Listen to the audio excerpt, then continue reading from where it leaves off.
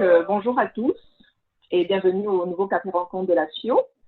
Alors aujourd'hui, nous sommes avec le CITO, une grande équipe du CITO. Merci d'être là. Et nous allons débattre d'un thème, comment trouver un emploi en période de confinement. Donc, comme vous le savez, la FIO, vous connaissez déjà la FIO, on est là depuis 35 ans et on vous accompagne dans l'intégration et la réussite de toutes les femmes immigrantes qui arrivent dans la région de l'Outaouais. Ça, c'est déjà un fait. Comment est-ce que ce café rencontre va se passer? Il y aura plusieurs étapes. Il y aura d'abord Roxana, la directrice générale du CITO, qui va présenter le thème du jour sur l'emploi en période de confinement. Ensuite, il y aura un petit jeu que le CITO va faire, CITO Mobile. Ils vont vous présenter cela. Après, nous aurons un petit sondage, un sondage qui nous permet, nous, à la FIO, de pouvoir avoir vos impressions sur les cafés rencontres que nous faisons en ligne. On est au 4e. Et on aura la séance de questions-réponses. Et tout cela sera en 1 heure. On essaiera de ne pas dépasser les 1 heure. Donc, pendant que Roxana va présenter le thème du jour, vous avez la fenêtre de chat qui vous permet de poser des questions au fur et à mesure, si vous le souhaitez. Vous avez aussi le bouton Q&A pour questions et réponses qui vous permet aussi de poser des questions. Donc, sans plus tarder, je vais passer la parole à Roxana pour qu'elle puisse commencer sa présentation. Je lance aussi la présentation écran. Donc, Roxana, c'est à toi. Merci Karim. Bonjour tout le monde. Je suis très contente d'être avec vous aujourd'hui. Je vais vous présenter mes collègues qui sont aussi avec moi, Patricia qui est chargée de projet CITO Mobile et Alma qui est conseillère en mobilisation. Ils vont être avec vous plus à la fin de la présentation. Donc, sans plus tarder, aujourd'hui, on va parler sur comment trouver l'emploi en période de confinement. Donc, prochaine diapo, s'il vous plaît.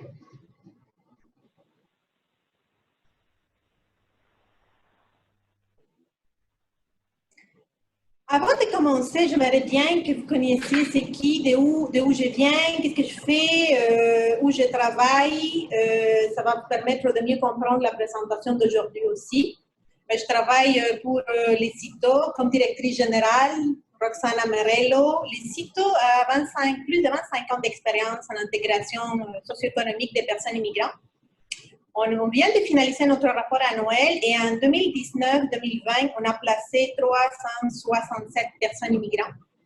Une équipe dynamique, dévouée, multilingue comme nos partenaires LAFIO. Une étroite collaboration avec les employeurs et c'est ça qu'il faut quand on est en recherche d'emploi. On est membre de la Chambre des commerces, Béni Aristo, qui c'est un regroupement des employeurs, la PICA, qui c'est les gens d'affaires d'elle-même. Et on a plusieurs partenaires, entre autres la FIO, l'APO et évidemment nos bailleurs de fonds, que c'est Service Québec, MIFI, la Commission scolaire, la Ville de Gatineau. Prochaine diapositive.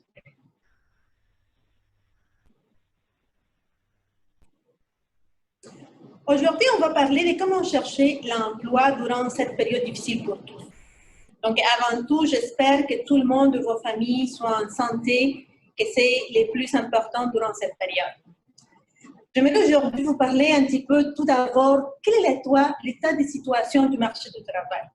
Donc, comme vous voyez et comme vous avez entendu sûrement, on a eu une énorme perte d'emploi, pas seulement au Québec, partout au Canada.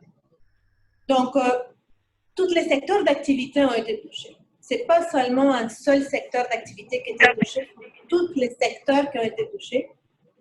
Alors, il y a les secteurs de la production des biens qui étaient touchés, qui comprend la construction, la fabrication, l'agriculture, la foresterie, la pêche, l'extraction minière et les services publics. Moins de 23,9%. Mais aussi les secteurs de services ont été touchés, qui comprend les services à la production, les services à la consommation, les services gouvernementaux. C'est sûr qu'il y a eu des secteurs qui ont été plus touchés que des autres, malgré que ce sont tous les secteurs qui ont vécu une perte d'emploi énorme durant cette période. Les plus touchés étaient les secteurs d'hébergement et services de restauration. Tous les hôtels, campings, tous les restaurants. Donc, tous ces groupes d'entreprises-là ont perdu moins 47,7%. C'est énorme. La construction, moins 32%. Autres services, sauf l'administration publique, autres services comprennent les services personnels, réparation, entretien et les services funéraires. Ça, c'était moins 32,5%. Donc, comme vous voyez, l'ensemble de secteurs d'activité partout au Canada et au Québec ont été touchés. Différemment, dans différents pourcentages, mais ce sont tous les secteurs d'activité qui ont eu une perte d'emploi considérable. Prochaine diapo, s'il vous plaît. C'est important de faire une analyse aussi des enjeux qui se présentent présentement au marché du travail qu'on ne l'avait pas avant. Avant qu'il commence la crise, on était dans une période de plein emploi. On était dans une pénurie de main-d'œuvre énorme. Nous, on recevait plus de 40 demandes par semaine des employeurs qui nous appelaient pour chercher différents types de profils. La crise de la COVID-19 arrive et ça, c'était un changement pour tout le monde. Donc, sûrement, il y a des entreprises qui vont disparaître. À cause de la COVID, c'est des petites entreprises. Canada et économie canadienne, c'est des petites moyennes entreprises, ce n'est pas des grosses entreprises. Donc, il y a des petites entreprises qui sûrement vont disparaître. Donc, il y a des activités qui ont été plus touchées que des autres, mais sûrement tourisme, restauration, les activités culturelles, l'activité sportive. D'autres secteurs vont continuer quand même à être en rareté de main-d'œuvre, en pénurie de main-d'œuvre. Sûrement, les secteurs qui sont les plus demandés maintenant, c'est le domaine de la santé. Avant, était déjà en pénurie. Avec la crise qu'on a présentement, c'est sûr que ce secteur est vraiment très, très, très sensible. Quand les CISO, que c'est les centres de services sociaux de l'Ottawa, ils nous appellent, on est toujours en collaboration avec eux en tant qu'employeurs. Quand ils nous appelaient pour nous demander des profils spécifiques. Préposés aux bénéficiaires, administration, technicien laboratoire, peu importe, différents profils. Maintenant, quand ils nous appellent, ils ne nous demandent pas des profils spécifiques. Ils nous demandent, envoyez-nous tous les CV que vous avez à votre disposition. Pourquoi? Parce que la crise est énorme dans le domaine de la santé. Sûrement, il y a de nouveaux créneaux qui vont se développer.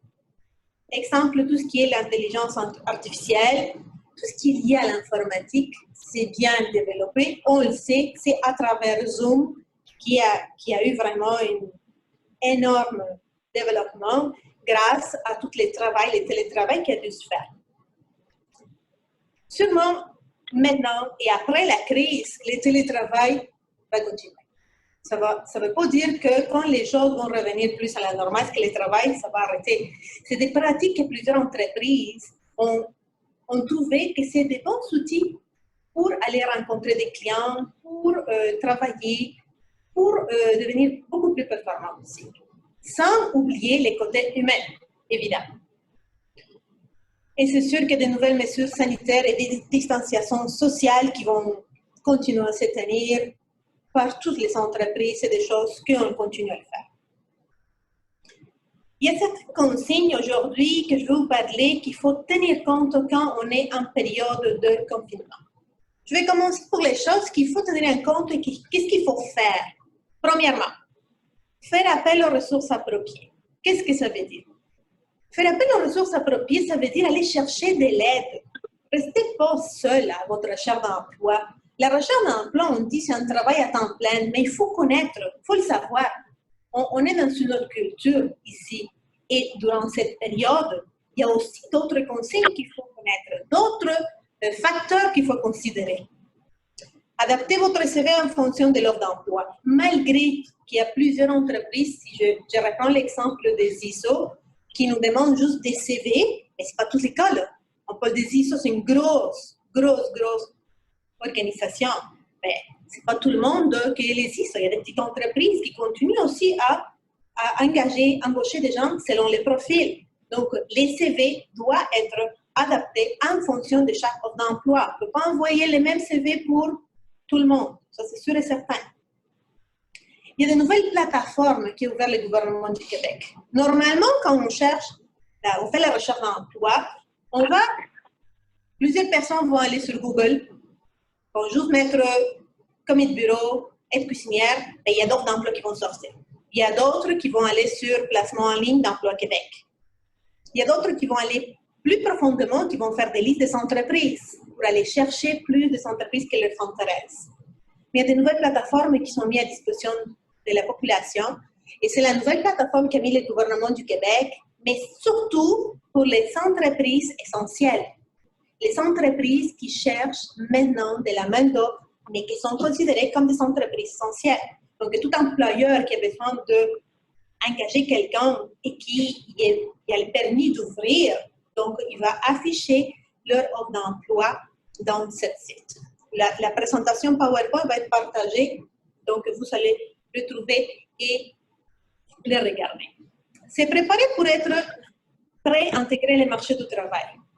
Ça, c'est pendant la crise, avant la crise, c'est la même chose. Notre philosophie comme CITO, c'est que si les personnes immigrantes ne sont pas bien préparées pour intégrer les marchés du travail, ça va être très difficile de soit l'intégrer, mais de maintenir l'emploi. Tantôt, je vais revenir sur les compétences essentielles qui sont les attentes des employeurs et que ça s'applique pour n'importe quel domaine. Connaître les attentes des employeurs des entreprises en recrutement. Donc, sûrement, ce n'est pas tous les secteurs d'activité maintenant qui sont ouverts comme avant. Au début, c'était seulement les entreprises essentielles. Donc, il y avait une liste très spécifique de certaines entreprises qui pouvaient ouvrir ou des services prioritaires qui pouvaient continuer à travailler. Au fur et à mesure que le Premier ministre ouvre la possibilité dans d'autres secteurs, donc c'est sûr qu'au fur et à mesure, le recrutement va se faire avec ces entreprises. Mais, comparativement comme on le faisait avant, il y avait des entrevues. Nous, on accompagnait certains participants en entrevue. Maintenant, la plupart des entrevues se font avec les nouvelles technologies. Par Zoom, par Teams, par toute nouvelle technologie que maintenant est utilisée pour faire du télétravail. On l'utilise pour passer les entrevues. Donc, il faut être quand même prêt à embarquer dans cette nouvelle technologie. Parce que si on ne connaît pas, disons, comment se connecter à Zoom, si on n'est pas très à l'aise avec l'informatique, ben, il faut aller chercher de l'aide. Il ne faut pas rester et en attendant que j'ai l'entrevue, et peut-être que je ne connais pas comment me connecter, et là, l'employeur m'attend et moi, je ne sais pas comment me connecter. Et ça, c'est un point qui est extrêmement important durant cette période. Organiser ces disponibilités, c'est clé. Parce que plusieurs personnes, on sait, les garderies ont été fermées. Maintenant, pour les services essentiels, services prioritaires, vont ouvrir graduellement. On a le retour à l'école. Mais c'est sûr qu'il y a encore un travail à faire et des gestions, l'alternance travail-famille, l'équilibre qu'il faut garder, les enfants, autres. Mais ça, il faut s'organiser et aller chercher de l'aide si vous avez besoin. Parce que sûrement, si vous faites une entrevue par Zoom et mon enfant est à côté en train de courir, là, mais ça va être difficile de suivre l'entrevue. Donc, c'est sûr que si j'ai des enfants à la maison, il faut que je trouve un moment là, que je cherche de l'aide pour que je puisse passer mon entrevue, pour que je puisse être plus tranquille pour répondre aux questions de l'employeur. Ça, c'est comme les principales consignes qu'on doit considérer pour chercher l'emploi durant cette période. Mais il y a des choses qu'il faut éviter. Si tu peux, Karine, il y a des choses qu'il faut éviter que j'ai déjà mentionné, c'est faire la recherche d'emploi sans l'aide de ces spécialistes. Il y a des gens qui disent, mais non, c'est facile, moi je vais envoyer mon CV. Mais là, on voit qu'il n'y a personne qui appelle. L'employeur n'appelle pas. Et les gens, ils se demandent, mais voyons pourquoi mon CV est bon, moi j'ai toutes les compétences. Mais les gens pensent que peut-être le CV est bien adapté. Il faut aller chercher l'aide de ces spécialistes. Et moi, je ne parle pas seulement des CITO. Moi, je parle de l'organisme qui répond bien à vos besoins. C'est important de ne pas être seul dans la recherche d'emploi parce qu'il y a énormément de facteurs qu'il faut connaître avant d'intégrer le marché du travail. Et quand on est au marché du travail, il y a des choses qu'il faut connaître pour maintenir l'emploi.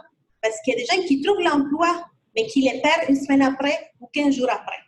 Et les gens, ils ne savent pas pourquoi. Et ils se posent des questions. Et à la fin, ils n'arrivent pas à les savoir. Donc, c'est important de ne pas chercher l'emploi d'une façon seule, solide. Il faut aller chercher de l'aide de ces spécialistes. À éviter aussi contacter les employeurs sans savoir comment se présenter. Il y a des techniques pour ça. On ne peut pas présenter un employeur, être au téléphone si je parle à un employeur et passer 15 minutes à présenter tout mon parcours, mon expérience, mes diplômes. Il y a des techniques qu'on apprend pour savoir comment se présenter devant un employeur en quelques minutes, par téléphone ou par Zoom. Donc, c'est important de connaître toutes ces techniques. Se déplacer à l'entreprise pour laisser les CV. Il y a des personnes, avant on le faisait dans d'autres types d'emplois, ce n'est pas tous les emplois qu'on peut laisser les CV à l'entreprise, mais il y a des gens qui le faisaient, même dans l'offre d'emploi, c'était écrit, vous pouvez se déplacer, laissez-nous votre CV à telle adresse. Maintenant, ce n'est pas le cas. On a toute la question des distanciations sociales. Donc, ça ne va pas être une bonne idée de se déplacer à l'entreprise parce que sûrement, peut-être l'entreprise est fermée, en télétravail, mais il y a une offre d'emploi qui est disponible. Donc, ça aussi, il faut le considérer.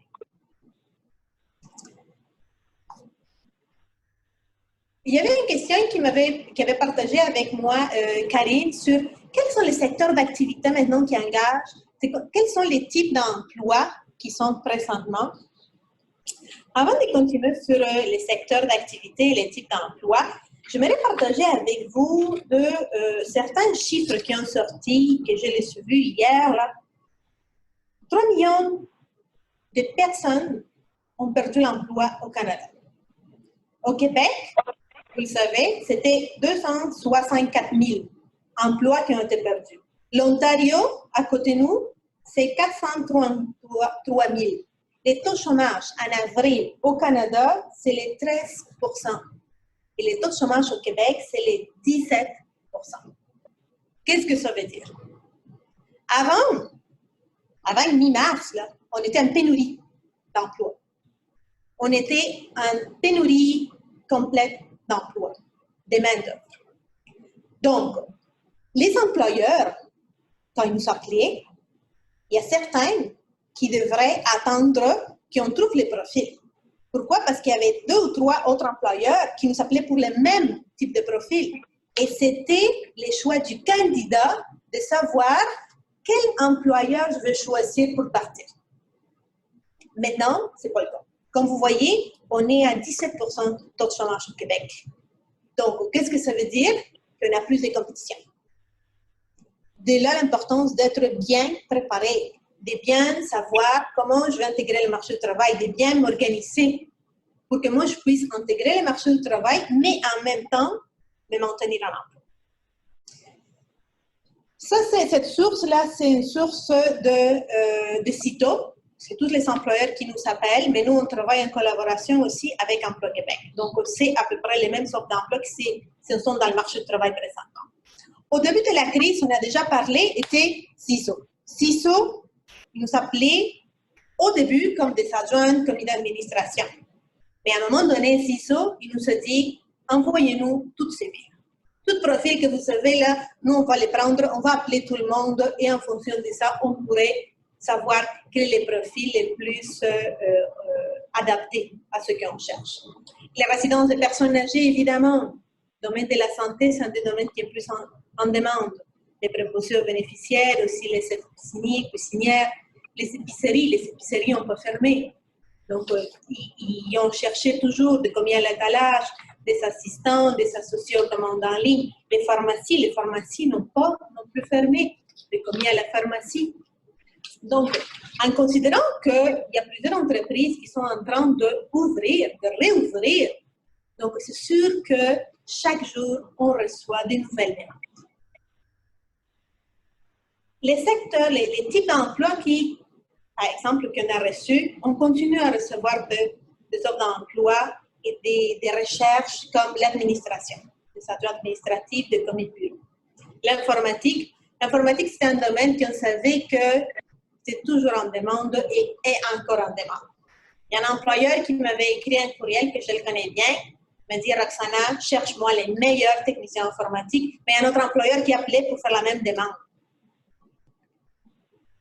Construction. Le domaine de la construction, c'est un des secteurs qui était le plus touché aussi, comme on l'a vu tantôt. Ils commencent à nous appeler aussi. Aménagement paysager, les garderies, Les garderies, vous le savez, viennent d'ouvrir. Les écoles vont retourner aussi. Et dans la garderie, il y a l'administration, il y a aussi comme aide-éducatrice, les commissions scolaires. Si vous regardez, il y a beaucoup de disponibilité, de possibilités en administration. Les organismes communautaires, ce n'est pas tous les organismes communautaires qui ont fermé. Dans le cas du CITO, par exemple, nous, on a fermé au public, mais on est resté ouvert et on a continué à travailler. Donc, comme nous, il y a plusieurs d'autres qui ont continué. Moi, par exemple, je suis présentement en recrutement et on doit faire toutes les entrevues à travers Zoom. Tantôt, je vais vous parler qu'il faut être bien préparé. Donc, c'est sur ça que je vais vous parler aujourd'hui aussi. Qu'est-ce qu'il cherche un employeur? Un employeur cherche 3 choses. Première, c'est l'attitude. L'aptitude de la personne à faire quelque chose. Comment est-ce que la personne se prend? L'attitude de la personne est très importante. Deuxième, la compétence technique. Est-ce que la personne est capable ou pas de faire le travail? Troisième, la connaissance, les diplômes. Et ça dépend de chaque domaine. Donc, aussitôt, nous, on répond aux attentes des employeurs. Les candidats doivent répondre aux attentes des employeurs. Les attentes des employeurs, comme je viens de vous mentionner, cherchent 3 choses. La première, c'est ça que vous voyez sur votre écran, des compétences essentielles. Quand on fait des suivis d'emploi, quand un employeur nous appelle, qu'est-ce qu'il nous demande? Il nous décrit les profils. J'ai besoin d'une personne qui est ponctuelle. J'ai besoin d'une personne qui travaille bien en équipe. J'ai besoin d'une personne dynamique, d'une personne organisée. J'ai besoin d'une personne qui connaît bien l'informatique. Ça dépend des profils qu'ils nous demandent.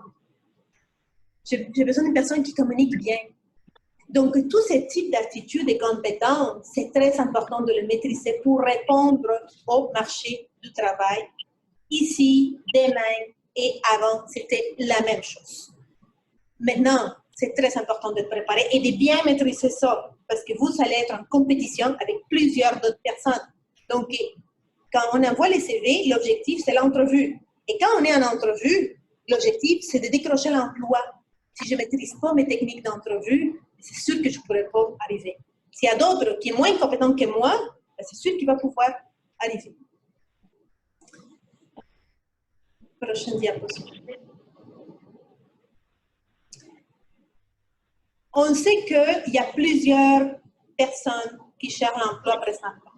Donc, vous avez une panoplie de services qui s'offrent ici à Gatineau. Pas seulement les CITO. Aujourd'hui, je vous parle de CITO, mais il y a plein d'autres services à qui vous pouvez faire appel. Un conseil que je vous donne toujours, c'est de choisir les bons services pour les bons besoins. Si j'ai besoin de quelque chose, il faut que je sache ce que j'ai besoin pour aller dans ce service. Moi, ça ne sert à rien que moi, j'ai déjà une personne que moi, je ne peux pas lui offrir les services. Moi, ça ne compte pas pour moi garder une personne que je sais que je ne pourrais pas lui offrir les services. Je vais faire le perdre son temps. Donc, il y a plusieurs organismes qui offrent les services individuels, un à un. Des conseillers en emploi pour ça. Donc, allez voir. Quand j'ai dit de faire appel aux compétences essentielles, faire appel aux ressources, excusez-moi, c'était d'aller voir les spécialistes. Donc, il y a des conseillers en emploi, il y a des conseillers en orientation aussi qui peuvent vous aider. C'est des services gratuits. Donc, gênez-vous pas d'aller chercher de l'aide. Restez pas seul pour la recherche d'emploi, surtout dans cette période. Donc, les gens vont faire un plan d'action qui va être personnalisé pour vous. Et maintenant, en considérant que plusieurs organismes ne sont pas ouverts au public, mais on continue à travailler, comme les cas de CITO, ça peut être par téléphone, ça peut être par courriel, ça peut être par vidéoconférence. Et les gens travaillent bien. Et maintenant, il y a des gens qui maintenant sont prêts pour intégrer le marché du travail. Donc, il va être facile, si un employeur appelle un conseiller en emploi, si j'ai un client qui est prêt, c'est à lui le premier que moi je vais envoyer. Si j'ai un client qui arrive aujourd'hui et qui n'est pas prêt, c'est sûr que je ne pourrais pas le référer vers un employeur. Aussitôt, on a des programmes de formation préparatoire à l'emploi. C'est une façon aussi de se préparer. Il y a un volet formation, il y a un volet stage en entreprise. Et on utilise Zoom, comme plusieurs d'autres organisations l'utilisent. Donc, présentement, il y a des gens qui ont été placés en stage, qui ont trouvé l'emploi dans des entreprises essentielles et que présentement, en considérant qu'ils sont déjà prêts, parce que les groupes qui ont déjà fini, maintenant, ils peuvent intégrer le marché du travail. C'est là que je vous dis, c'est extrêmement important de faire appel aux ressources appropriées. Ça peut être pour l'argent d'emploi, ça peut être pour les retours aux études, toutes les retours aux études pour cégep, université, tout, ça va se faire en ligne. Mais faites appel aux ressources appropriées afin de choisir qu'est-ce que je veux faire, est-ce que je veux chercher un emploi, est-ce que je vais retourner aux études. Donc, c'est important de le faire. Prochain. Il y avait une question qui avait partagée Karine avec moi, liée, est-ce que durant cette période, ou en général, est-ce qu'un résident permanent, les femmes qui ont juste la résidence permanente, c'est facile d'appliquer au gouvernement fédéral? Je peux vous dire, là, selon notre expérience, que quand on a la résidence permanente, on peut appliquer. Parce que la loi dit que les résidents permanents et les citoyens canadiens, ils peuvent appliquer aux offres d'emploi. Mais ce qu'on a vu parmi notre expérience, qu'il n'y a pas beaucoup de résidences permanentes qui obtiennent un poste au gouvernement fédéral. Pour toutes les années que je suis au CITO, ça fait 11 ans que je suis au CITO, c'est la plupart des candidats qui ont obtenu un poste au gouvernement fédéral, c'était des citoyens. Il y a des résidents qui ont réussi à rentrer, mais surtout, c'était des profils très spécifiques que le gouvernement fédéral n'arrivait pas à trouver parmi les citoyens canadiens. Et quand je parle de citoyens canadiens, ça peut être les Québécois de souche, là, comme les personnes qui ont obtenu sa citoyenneté canadienne. Il y a un seul programme qui existe maintenant pour appliquer au gouvernement fédéral qui s'adresse aux nouveaux arrivants, que c'est le programme FIN en anglais, PFSNA en français, c'est le programme fédéral des stages pour les nouveaux arrivants. Les CITO est le seul partenaire accrédité par Immigration, Réfugiés et Citoyenneté Canada au Québec dans le cadre de ce programme. Et ça se passe seulement une fois par année. Donc, il faut être vigilant à partir du mois de mars ou durant toute l'année, parler avec une des conseillères et mentionner que vous êtes intéressé afin que quand on va avoir toute l'information, vous allez le recevoir et vous allez pouvoir appliquer. C'est une seule fois par année et c'est un programme de stage. Il y a différentes catégories d'emploi, mais c'est un stage qui est rémunéré selon l'échelle salariale du gouvernement du Canada. Prochain.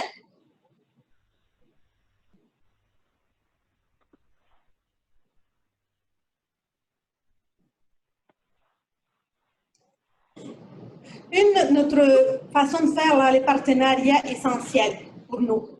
Et il y a un slogan qu'on aime beaucoup et qu'on les partage toujours avec nos participants. Je me l'ai partagé aussi avec vous. Seul, on va plus vite. Ensemble, on va plus loin. Restez pas seul pour votre recherche d'emploi, surtout dans cette période qui est difficile pour tous. Quand vous êtes entouré des gens qui vont vous aider, vous allez arriver plus loin dans votre recherche d'emploi. Prochain. Et maintenant, c'est un bon moment parce qu'on arrive à la roulette CITO-mobile. Ça va être la période qu'on va vous offrir. Nous, les CITO, quand on fait une présentation, on aime toujours donner un petit prix là, à nos participants. Et on le fait avec notre roulette du projet CITO-mobile qui est financé par le ministère de l'Immigration. Donc, je vais vous laisser avec mes collègues et par la suite, je vais revenir avec vous pour les questions.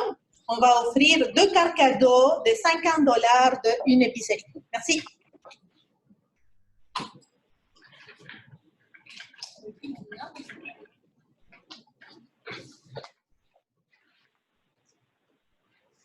Merci à tout le monde. Merci Roxana. Bonjour à tout le monde. On va passer à la roulette CITO-mobile. Comme Roxana le disait tantôt, c'est vraiment pouvoir passer des messages et puis qui sont liés un peu à la présentation qu'elle vient de faire. Donc, on aura 3 questions, dont une première question qui sera une question test. Donc, on va voir un peu comment ça va se passer avec cette première question. Et puis, les 2 autres questions vont être des questions pour lesquelles il y aura évidemment les 2 cartes cadeaux qui vous seront acheminées ou qui seront acheminées à l'adresse des gagnants. Donc, l'objectif est de pouvoir donner la réponse à travers le chat. Donc, moi, je vais poser la question et puis ma collègue Alma pourra valider vos réponses. On va demander l'intervention de Karine qui va nous donner la première réponse qu'on aura obtenue.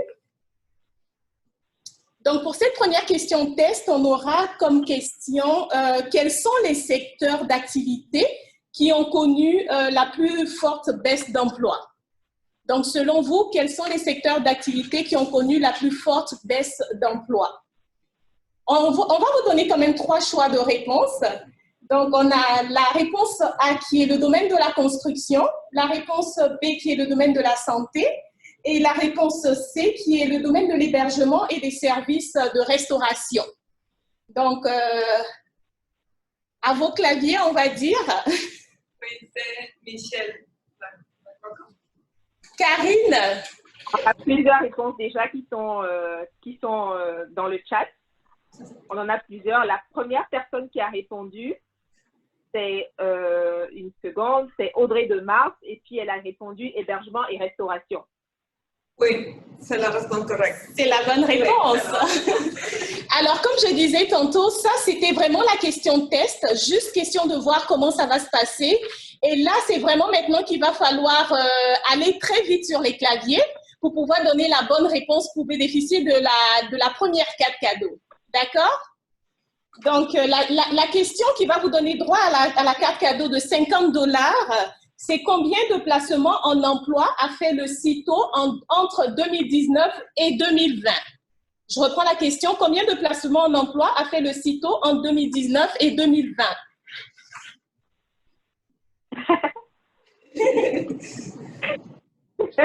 On a plusieurs réponses aussi.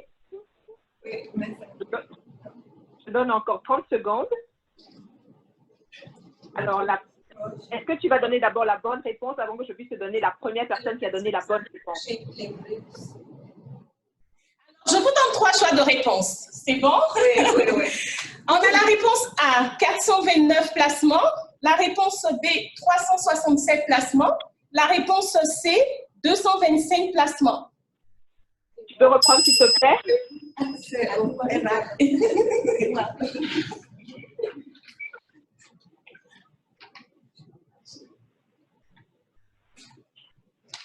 Alors, quelle est la bonne réponse, Patricia? La réponse est B. 367 placements. OK, 367 placements. Alors, 367 placements, la première bonne réponse, parce que j'ai des 365 qui ne correspondent pas à la bonne réponse. La première bonne réponse a été donnée par Wada Mahamodo. Et bravo, Warda. Tu pourras emmener ton adresse postale à Karine et puis nous, on va par la suite acheminer la carte cadeau.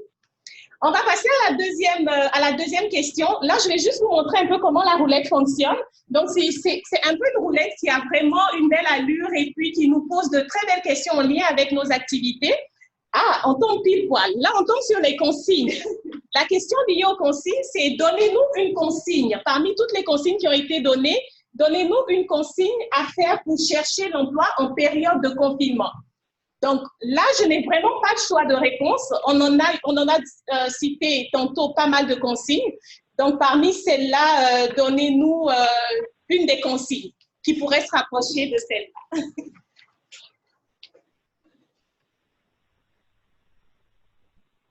Donc, je vais laisser tourner encore un peu.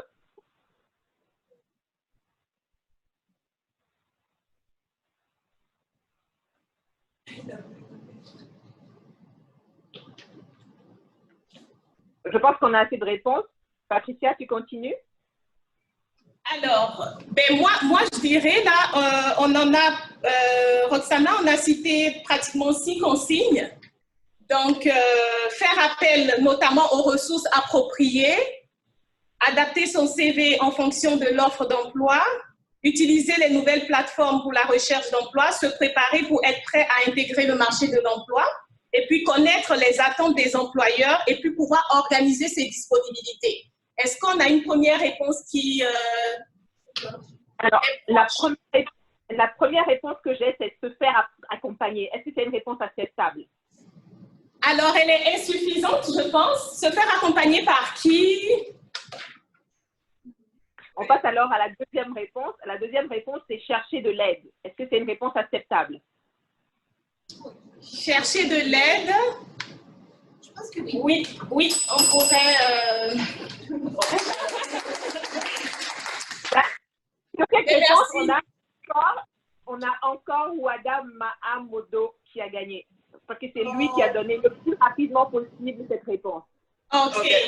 Mais on va donner quand même la chance à une deuxième personne. Warda, on apprécie beaucoup ton intervention. Et puis, on va essayer de partager un peu avec une autre personne. Quelle est la réponse qui vient?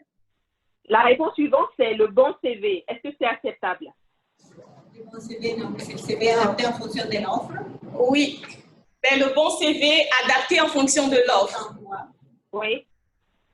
Est-ce qu'on garde cette réponse? Un peu incomplète, je pense. C'est le bon CV, mais qui est adapté à l'offre. Donc, la réponse suivante, c'est se faire aider par des spécialistes. Oui. Parfait, parfait. Alors, le lauréat à cette réponse, c'est Anan Benour. OK. Bravo. Bravo. Merci beaucoup à tout le monde et puis bonne continuation. Merci. Alors, juste pour rappel, pour les 3 personnes qui ont gagné, il faudrait que vous m'envoyiez sur l'adresse cprojet@afio.ca votre code postal, votre adresse complète pour qu'on puisse vous envoyer vos lots par la poste.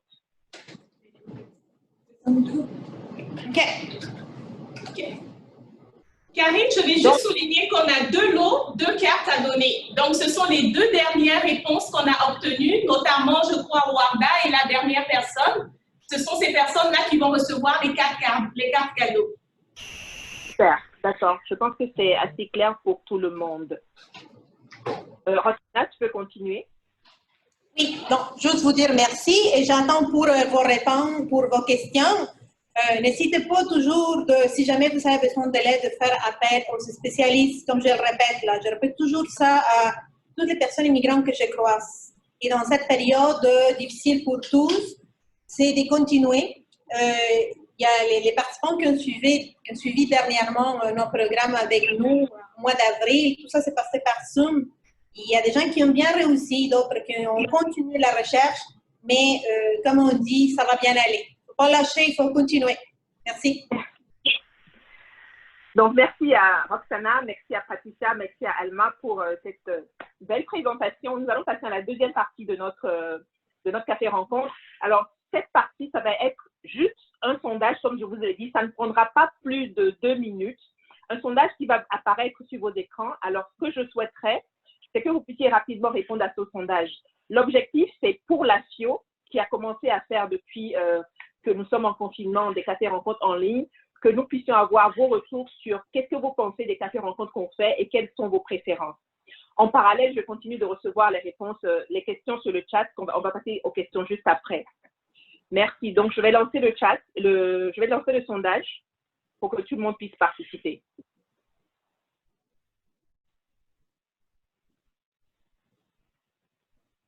Parfait. Le sondage est lancé. Je pense que vous pouvez y répondre. J'espère que vous le voyez.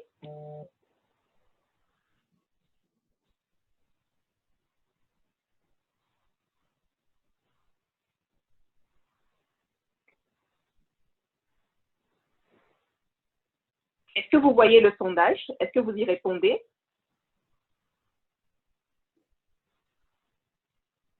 Super. C'est juste 6 questions. Alors, pendant que vous répondez, je vais rapidement poser les 6 questions pour qu'on puisse savoir de quoi il s'agit. La première question, c'est comment vous trouvez les thèmes des cafés rencontres en ligne de la FIO?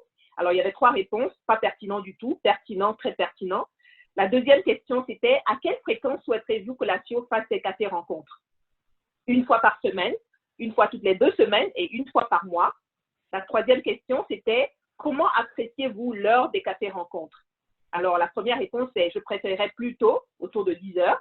La deuxième, c'est correct, 14 heures. La troisième, c'est je préférerais plus tard, dans l'après-midi. Et la dernière, c'est je suis disponible plutôt en soirée, vers 18 heures. La quatrième question, c'est quel jour préférez-vous pour le déroulement des cafés rencontres? Et là, il fallait choisir entre lundi et vendredi, du lundi jusqu'au vendredi. La cinquième question, quels sont les sujets qui vous intéressent le plus? Et là, vous avez le choix entre plusieurs réponses. Donc, il y avait des thèmes sur le logement, sur l'entrepreneuriat au féminin, sur l'aide alimentaire, le bien-être mental et social, sensibiliser sur comment identifier les violences conjugales, le leadership, les allocations du gouvernement, les conversions des compétences et acquis, les droits des femmes et autres. Donc, je vois que vous êtes nombreux en train de répondre. Et la dernière question, c'est préférez-vous des cafés rencontres en ligne comme celui-ci ou en présentiel?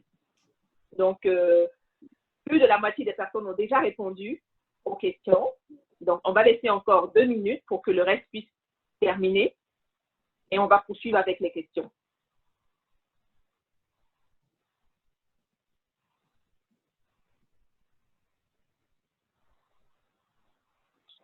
Donc, comme je le précisais tout à l'heure, les questions, vous allez pouvoir y répondre. Vous allez pouvoir laisser vos questions dans le chat ou en cliquant sur Q&A en bas. Moi, je vais récupérer les questions pour Roxana et elle va y répondre au fur et à mesure. Merci beaucoup pour le sondage. On est à 25 participants qui ont déjà répondu. C'est super.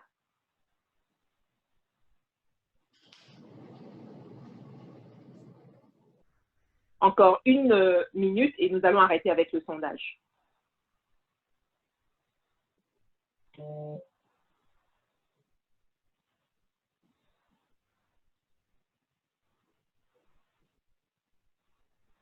Juste pour rappel, pour ceux qui nous rejoignent pour la première fois, on en est à notre 4e café rencontre. Le premier, c'était sur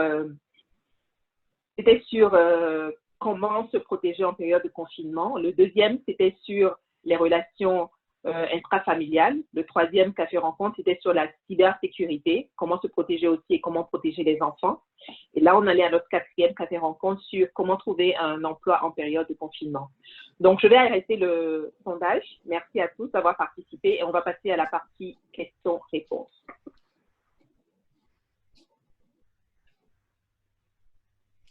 Donc, Roxana, on va y aller avec les questions-réponses. Alors, la première question.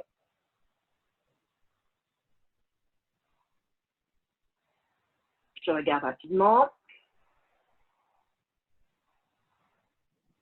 Vous avez aussi la possibilité de poser des questions oralement, si vous le souhaitez.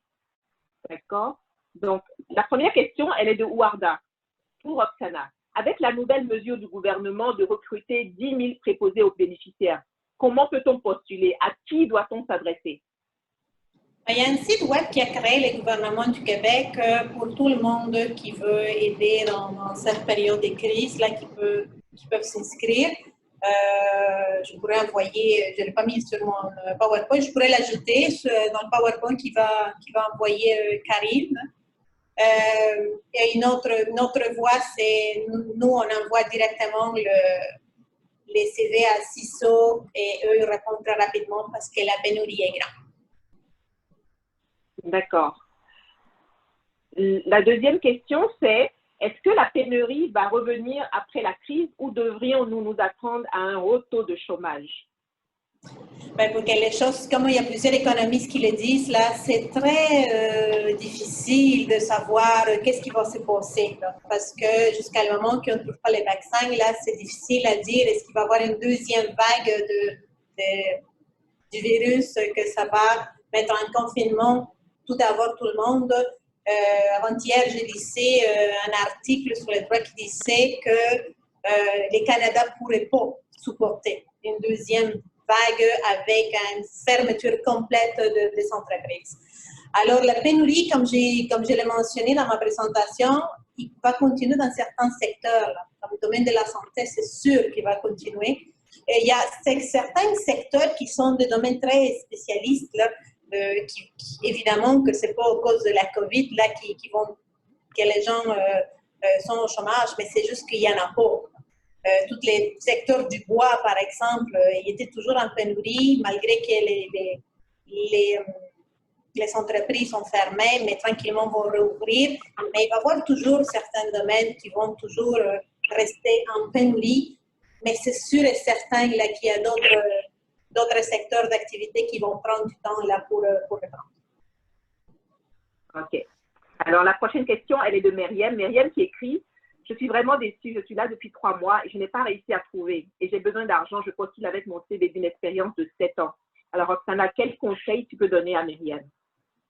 Ben, ça que j'ai dit, c'est là, vous savez, là, quand j'étais conseillère en emploi, j'avais des clients qui, c'est plus d'1 mois, qui étaient en recherche d'emploi. J'avais des fois déjà rencontré des gens qui étaient 5-6 mois en recherche d'emploi.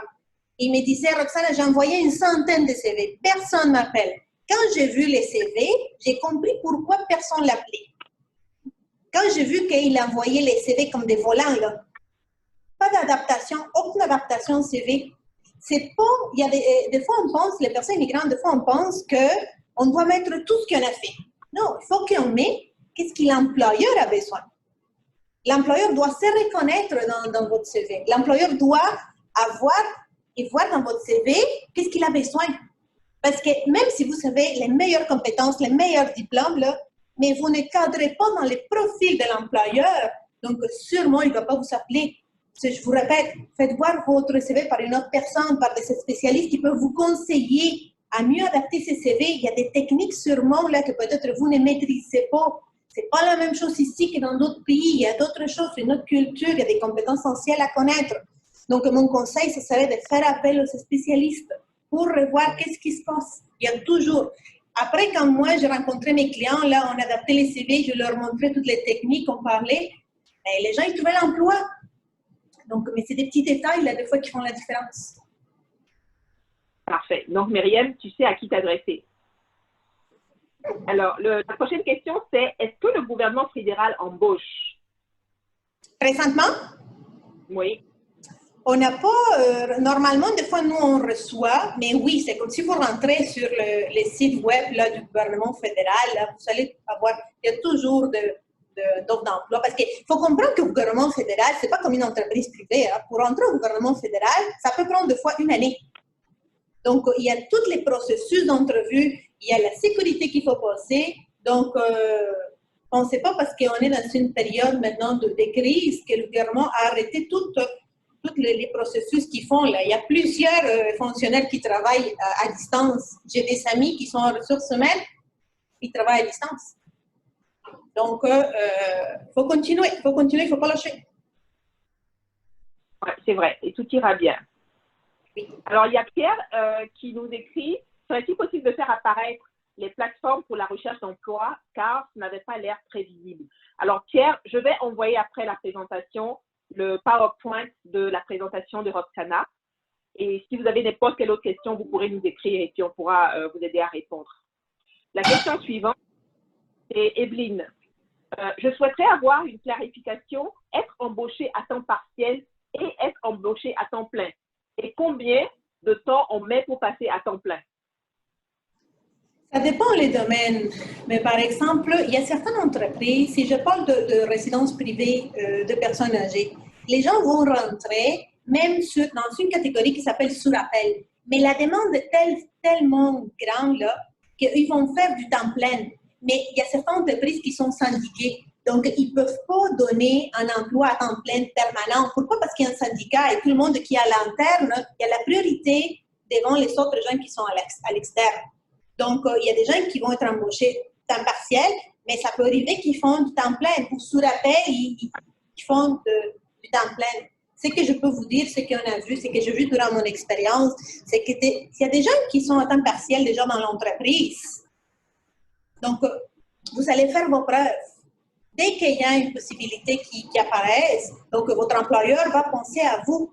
Mais ça, c'est à vous aussi de le dire, de démontrer, de faire vos preuves, que vous êtes capable de faire le travail et que vous êtes la bonne personne et que vous êtes capable de s'intégrer à l'équipe. Et ça, il y a des gens qui ont obtenu du temps plein.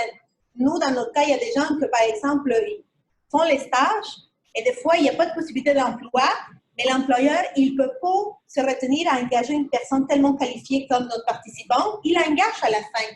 Il obtient un emploi à temps plein. Donc, faites vos preuves, démontrez au maximum. Mais toujours, préparez-vous bien. C'est très important pour intégrer et se maintenir au marché du travail. Merci Roxana. On a une autre question, c'est vu le haut taux de chômage, est-ce qu'il y a un risque que les employeurs fassent preuve de préférence nationale dans le recrutement aux dépens des nouveaux arrivants?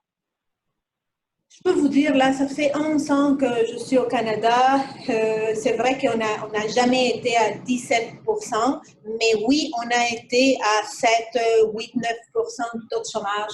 Et on a réussi toujours à déplacer nos personnes immigrantes. On n'a jamais eu de difficulté de placer de personnes immigrantes.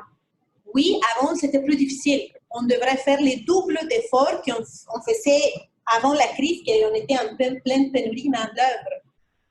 Mais on l'a fait. Donc, moi, je pense que les employeurs ne vont pas faire la différence à qui dépose une personne immigrante. Moi, je pense qu'ils vont engager, et ça, on l'entend de plusieurs employeurs. Moi, ce que j'engage, c'est une personne qui est compétente, qui est qualifiée. Moi, ça ne m'intéresse pas si vient du Québec ou vient d'autres pays. C'est que j'engage une personne qui est compétente. Évidemment, il y a de tout, hein, comme dans tout dans le monde. Okay? Mais je pense que nous, chez nous, par exemple, on a plus d'histoires à succès et des gens qui peut-être m'ont posé la question, est-ce qu'ils viennent d'ici? C'est très rare que j'ai eu ça comme question. Donc, moi, je pense que la clé est être bien préparé, surtout maintenant que le taux de chômage est vraiment élevé, donc il y a plus de compétition. Et si vous êtes bien préparé, faites appel à ressources appropriées et les choses vont bien aller. On a une autre question. Est-ce que vous avez des stratégies spécifiques pour aider les nouveaux arrivants avec une certaine expertise acquise dans leur pays d'origine à accéder à des postes d'expertise et réellement adaptés à leur expérience? Est-ce que leur expérience étrangère compte vraiment? Ben oui, absolument. Ce que je vous disais là, quand un employeur engage une personne, il considère trois choses, trois critères, trois facteurs. Première, c'est l'attitude de la personne. Ce que je vous ai montré dans les petits graphiques là, les compétences essentielles. C'est la première chose. Travail d'équipe, la ponctualité, la gestion du temps, l'initiative, tous ces types de qualités qui sont recherchées au Canada. Deuxième, c'est la compétence technique. Ça veut dire toute l'expérience que vous avez acquise dans votre pays. Ça, c'est à vous, ça vous appartient. Ce qu'il faut faire maintenant, c'est transférer ces compétences vers les marchés du travail au Canada.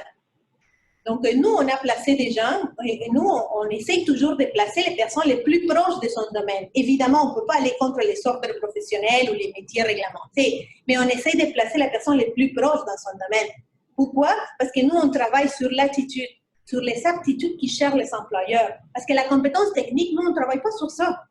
Mais oui, on va dire à la personne, si par exemple c'est quelqu'un en administration, on sait que le marché du travail en administration cherche quelqu'un normalement qui se débrouille pas mal en anglais, qui a l'informatique, qui connaît pas mal l'informatique là, et qui parle bien français ou qui au moins arrive à communiquer. Donc, s'il y a quelqu'un qui arrive, il me dit, Roxana, je ne connais rien d'informatique parce que dans mon pays, je n'utilisais pas l'ordinateur. Mais je veux travailler en administration. Donc, ça, c'est quelque chose que la personne doit développer, il doit apprendre.